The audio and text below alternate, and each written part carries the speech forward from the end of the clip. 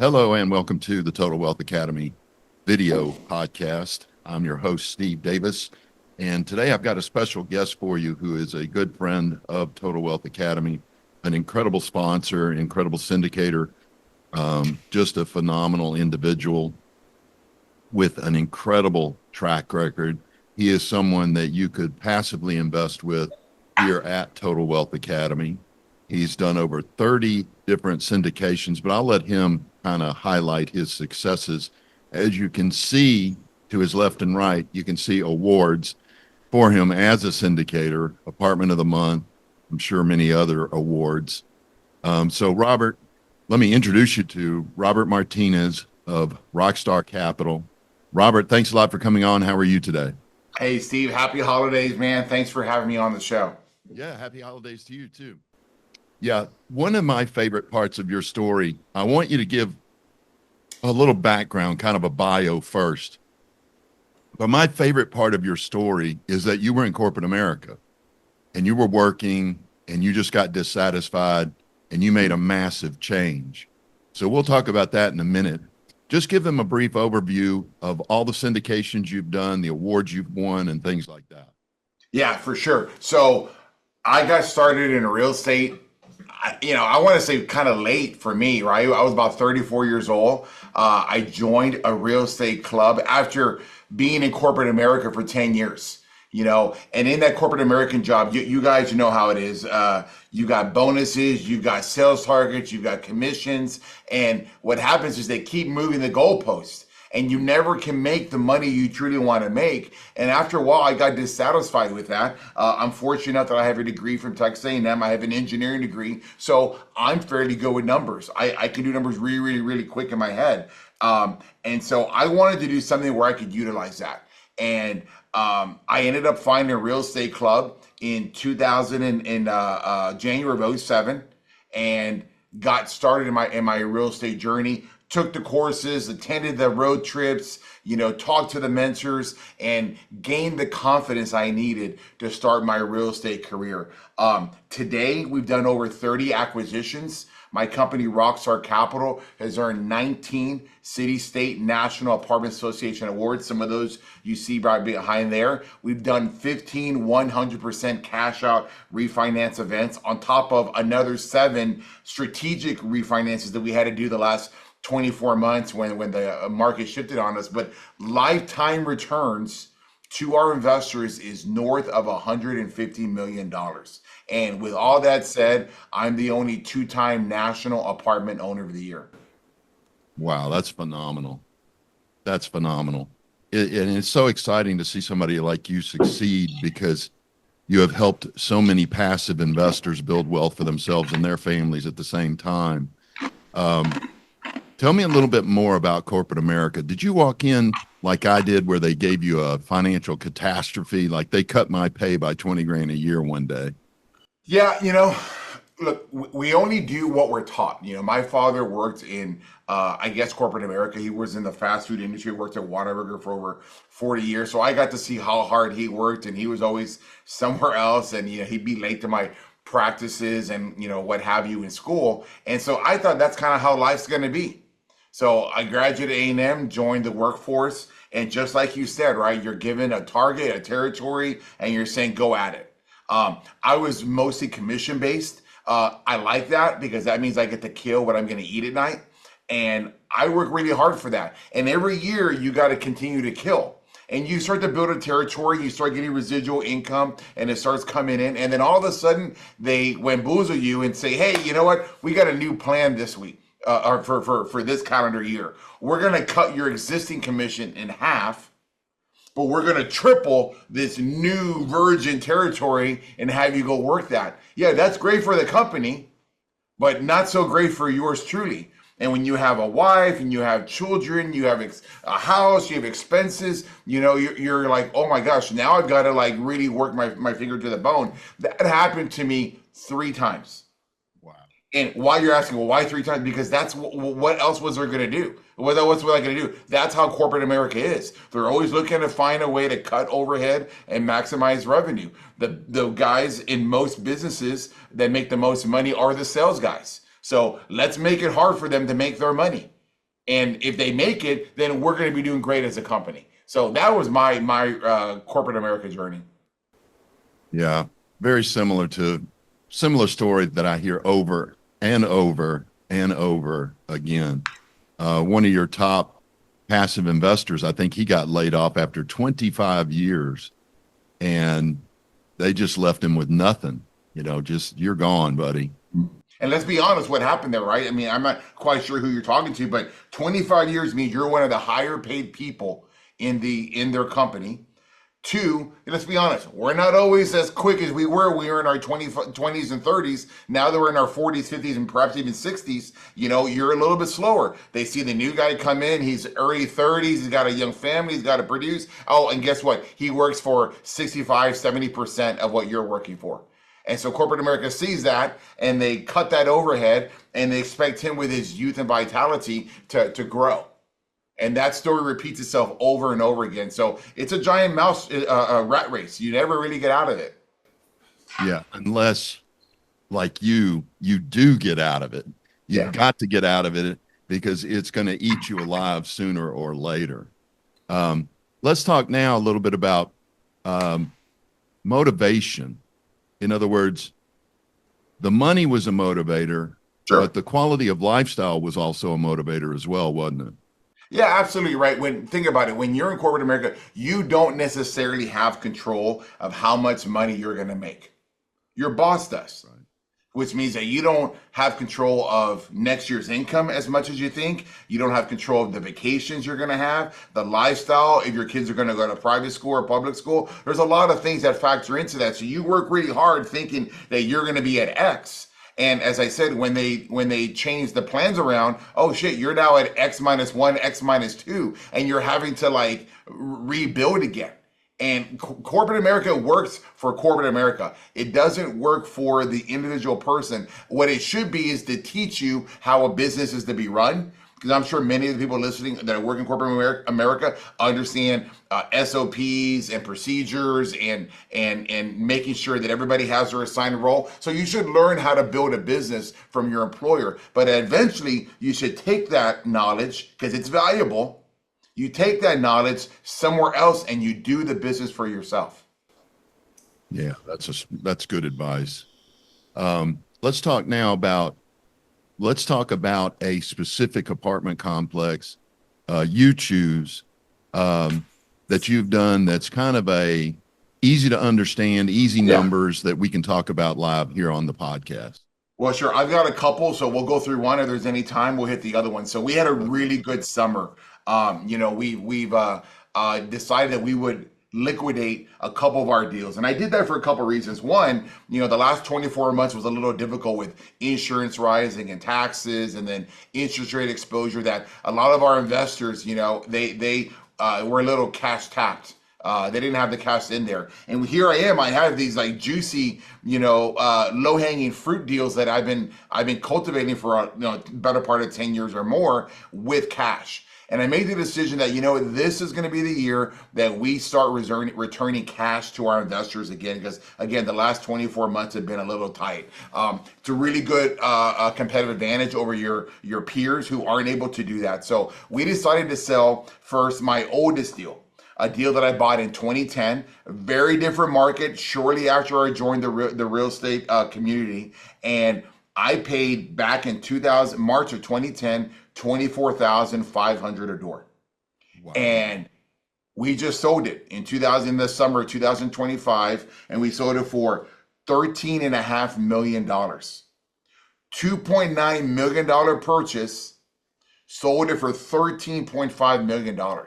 So during this summer, my investors in that deal saw a gross return of 960% on their investment. So imagine right now, you're in that deal. I give you back your share of the 1.5 million that we put way back in March of 2010, and you get your share of almost $9 million back. And you're going wow. So that was really good.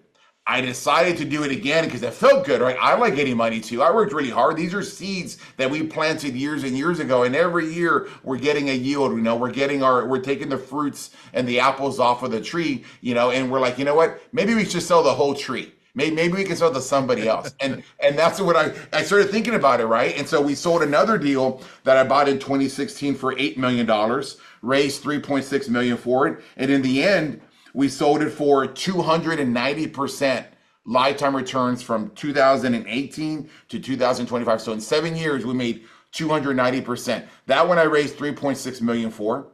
And I returned again another $9 million to that deal. So now my investors are flush with cash. They got $18 million that they didn't anticipate, that they weren't planning on, but they know that it came from me. They know that their choice to invest in me all those years ago and plant that seed would yield a dividend. But here's what I really learned about all this, because I hadn't sold a deal in a while. Cash flow is nice, and we talk a lot about cash flow, right. But really all cash flow does is keep the lights on. It pays a bill. It covers this expense, whatever. The true juice in what we do is on the exits.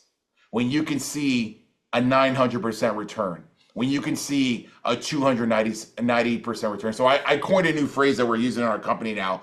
Cash flow feeds you, exits free you. And so it's changed our whole investment. Like, okay, I'm like, what else can I sell? So we've got probably 2 to 3 more deals that we're going to sell in 2026, which again is going to return a lot of equity back to our investors, and they're going to remember that it came from me. I'm going to get the fruit of that as well as the lead investor, as I have the most equity in those deals. So I'm excited about next year. Next year is going to be a good year for us.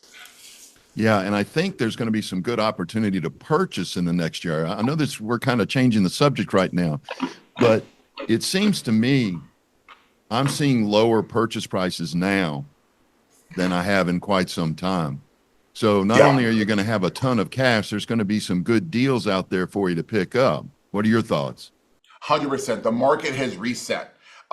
Anything that we owned in January, and this is going to happen, you're going to have your ebbs and flows in any market, any investment vehicle. But I think we're still 30 to 35% off of the highs that we were in January of 2022.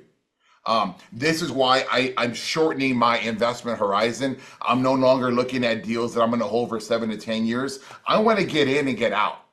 If I leave a little bit of juice on, a little bit of chips on the table for somebody, that's okay. I'm going to get 95% of it. I'm not going to hold out for that last 5% and then risk the market moving up and down for me. I remember one of the brokers that I've used for a long time. You probably know who it is, Tom Wilkinson, fantastic guy. Yeah. Once told me a long time ago, and I never saw this until recently.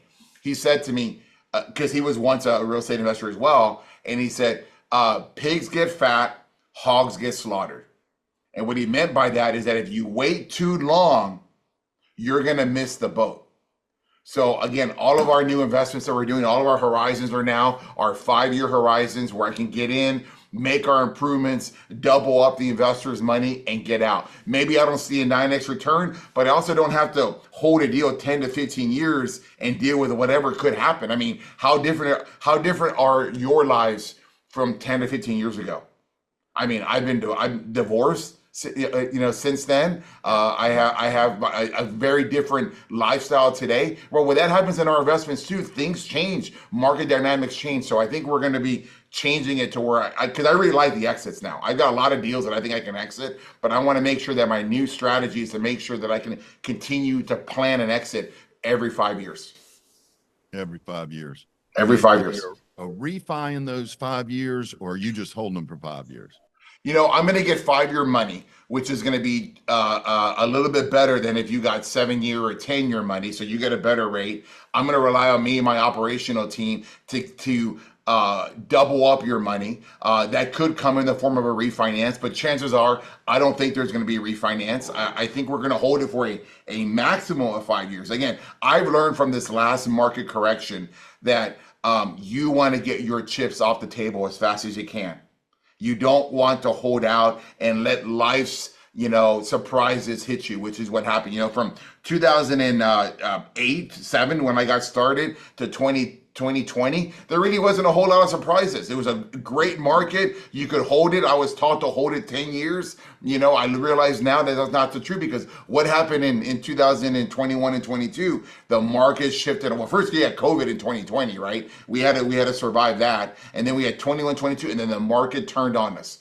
What if I had sold that in 5, 6 years? Yeah, maybe I wouldn't have made that big 9x return, but I still would have made a really hefty return. And more importantly, I wouldn't have to go through all the battle scars and the memories of what it felt like, where I've had to add more capital into my deal to keep it going until we get out of this certain rut. So there's a lot of real estate lessons to learn. As an operator who's heavily invested, I run all of my sales meetings, all of our leadership meetings. I've learned from what works and what doesn't work. And I can tell you, I'm in a 5-year, maybe 7-year horizon, but really 3 to 5 year horizon. I want to get my money and I want to get it out.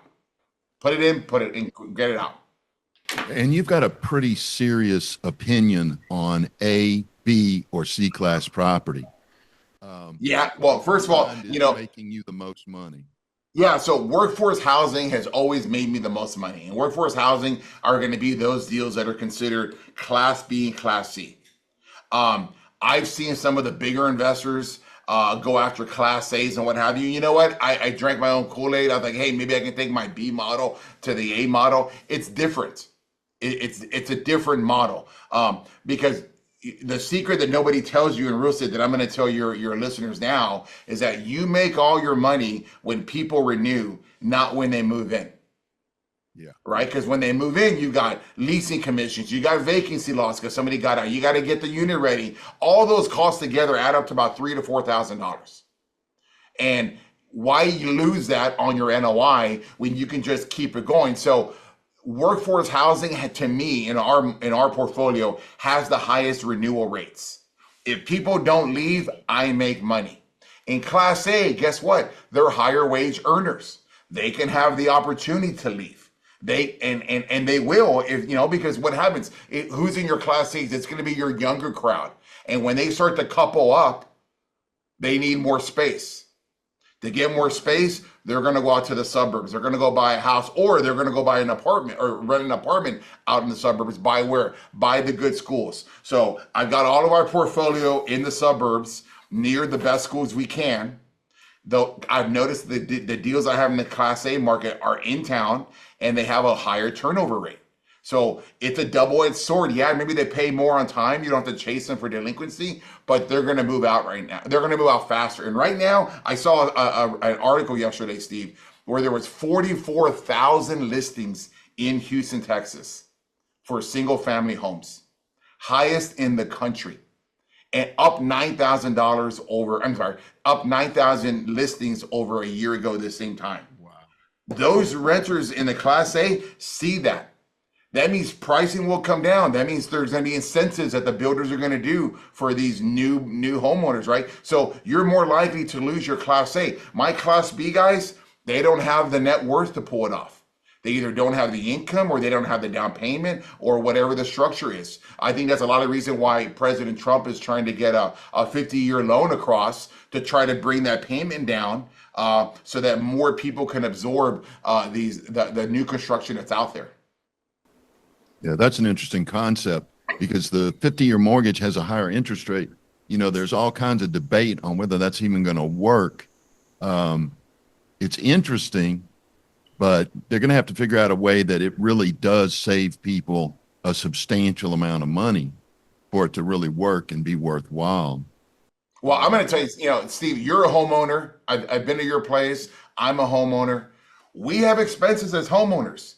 Yeah. We got property taxes. I got to pay my landscaper to cut my grass. I've got to have, what else? I got to hire people to put Christmas decorations on the outside. I've got higher than normal water bills because of the pool guy, irrigation. I don't have any of that if I was a renter in one of our units, because it's all taken care of by management. It's already included in your rent. So, it's going to be a really interesting time over the next five years to see what happens with that excess inventory, because I think people will realize what I just said. It's expensive to be a homeowner. And if you're at a 50-year loan with a higher interest rate, you're not really paying off a lot of that debt.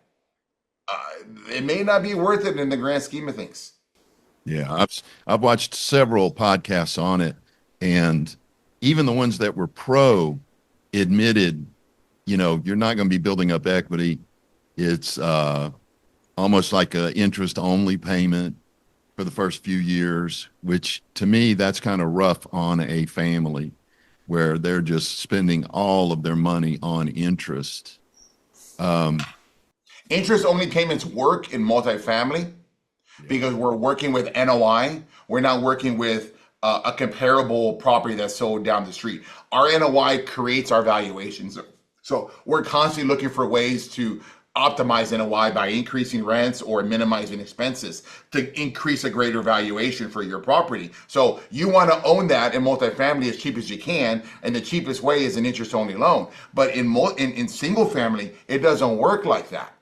So you're kind of expected to pay off your own debt over time. Yeah, you have some capital, some appreciation in the deal, equity appreciation, but really you're thinking that your mortgage payment is paying, half of that. And so on a normal mortgage payment, half of it goes to interest, half of it goes to principal. On a 50-year loan, that gets cut dramatically, where the majority of the money goes to interest payments, and then the rest of it goes to principal. Yeah, it's going to be, it's a nice theory. I don't know long-term what it looks like. Yeah, it just seems to me the 30 years enough because you're talking about almost doubling the length of the mortgage going to 50 years. It just doesn't make sense to me. And the problem with a 30 or two, right, is that you're not going to be in your house 30 years. Have you been in your house 30 years? Do you expect to be? I have, but that is rare. I think the average is 7 years. It is 7 years. I've owned 4 homes in my life. We were there right at 7 years because things change. Lifestyle changes. You have children, or children move away, or divorces or death, or whatever the situation is, right? You should rent those houses, right? So you don't have to have all these expenses, or rent an apartment complex. I'm not gonna lie, I thought about selling my primary. I live here in River Oaks.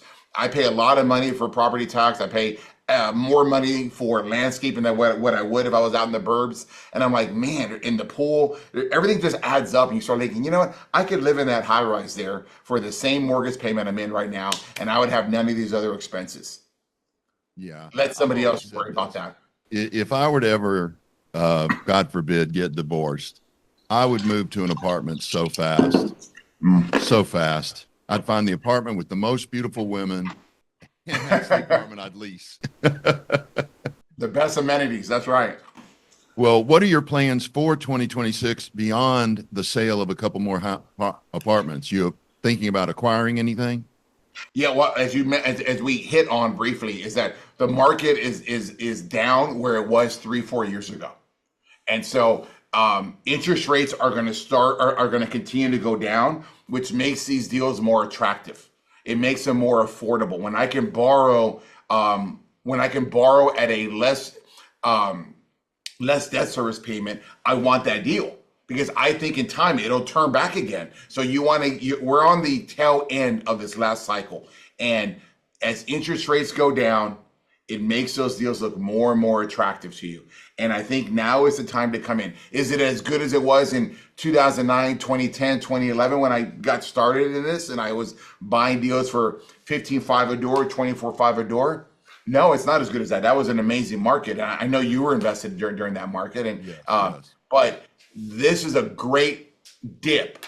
It's a significant dip from where we were. Look, especially in Texas, we're going to continue to get flow from the East Coast or from the West Coast of all the crazy things that are going on there. That's what you see going on in Florida. Well, Florida's getting priced out. Florida looks like Beverly Hills. Texas is a wonderful opportunity with San Antonio, Dallas, or Houston absorbing the masses. I think that's why you're seeing so many homes available, primarily from the home builders building master plan communities. They're expecting that growth to come in and people to buy it. So I want to buy. Next year, I expect to buy a couple of deals. But, I've been doing this a long time. My highest, I had at one point 24 deals to manage. And that's, wow, almost 5,000 units. I'm at a point now in my life where, again, I've learned I want to scale it back. If I can run 15 to 18 deals with my very best people, deals that I know will produce, I'm going to do that. So I'm going to scale back, but I'm going to take these, 2 deals that we bought or that we sold in this summer. We bought one. I'm going to take the money from the 3 deals that we're going to sell next year, and I'll buy one. So it's going to be like trading out 2 or 3 to 1 to reduce the portfolio. But as we're making money on these deals, I will own a bigger share of the future investment because I want to get that money back to work. Wow, that's impressive. That's phenomenal. All right. Okay, well, that's about the end of our time.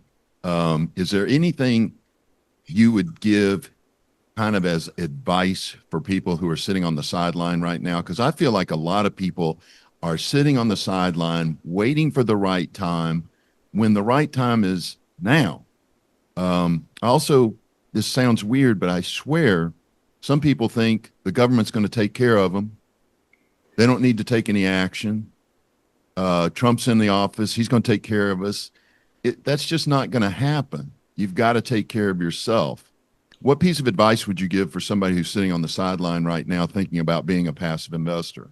So the definition of insanity is doing the same thing over and over again and thinking you're going to get a different result. If you're not happy where you're at today in your financial life, it's because you're not, you need to change the decisions you're making. If you're working in corporate America, understand at some point you may get laid off or replaced by somebody. It's better to grab life on your terms and have that magic direction switch. For me, it was joining that real estate club. Without that real estate club, I would not have the generational wealth that I've created for my family, for my investors. It wouldn't be there. But it was a decision to walk away from what I knew, corporate world, what everybody else in my life at the time was doing as well, what my parents had shown me. You've got to do something different. You've got to get out of that square. You've got to get out and you got to talk to people that are doing great things. Trade out your friends. And I mean it. Trade out your friends. You've got to hang out with a higher net worth or hang out with guys that have businesses because the conversations are different. And when those conversations are different, it starts putting little ideas in your head and you start, you know what, I want that. I want to do different. So you need to plan your exit. I don't recommend anybody stay with a company until they're 65. I think you got to start planning your exit and first, if it's starting as a passive investor, get involved that way. Again, work with somebody who's understanding the passive investor mentality and understand you really only make your money as a passive investor on the exit. And if I'm holding a deal for 15 years, then you're never going to get your exit. That's why we're changing our strategy. 5 years. We're going to get our money in. We're going to get our money out so you can have that freedom that we're all looking for. As I said earlier in the conversation, cash flow distributions feed you. It's the exits that free you. It's the exits that help you get to the next level of life. Yeah, I really liked your comment about trading out your friends. That can be a little brutal because I actually have 2 groups of friends, Robert.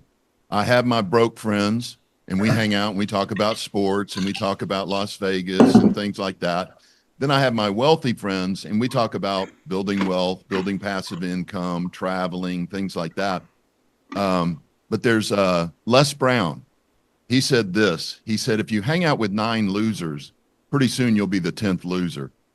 The good news is the reverse holds true. If you hang out with 9 millionaires, pretty soon you'll be the 10th. And that's what you're talking about. You start to get those little ideas and see how millionaires think compared to, and you can do that, meet people like that at Total Wealth Academy. And of course, meet Robert Martinez and be able to invest with him in his upcoming deals. All right, in fact, we have a road trip, right, that we're doing in January? Yeah, we do. Anybody that's interested, we've got a link below where you can get in contact with Total Wealth Academy.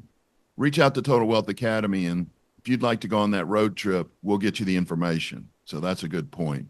All right, Robert, I sure appreciate it. All right. Hey, if I don't talk to you again, have a fantastic Christmas and New Year's, and I'll see you at Total Wealth in January during our road trip. All right. I'll talk to you then. Take care. Take care, Steve. Happy holidays.